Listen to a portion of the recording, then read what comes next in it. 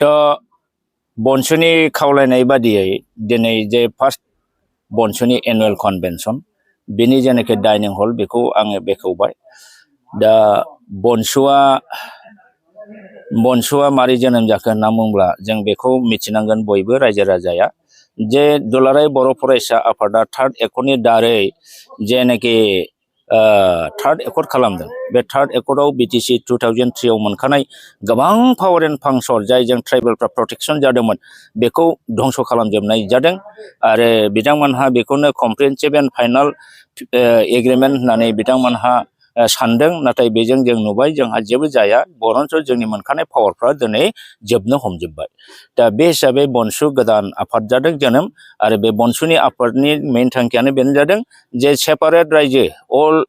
separate state नङाबा जोङो जोंनि जाथिनि गांनाय उखैनाय हानि रैखाथि संस्कृति हारिमुनि रैखाथि रावनि रैखाथिखौ हानाय नङा गतिके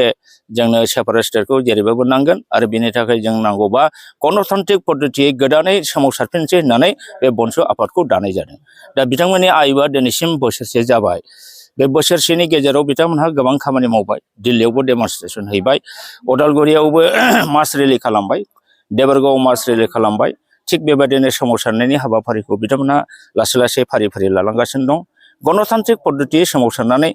सेपारेट बर'लेण्ड दानायानो बिथांमोननि थांखि आरो बाहाय जों बयबो रायजो राजाया सापर्ट होदों आरो होनांगौ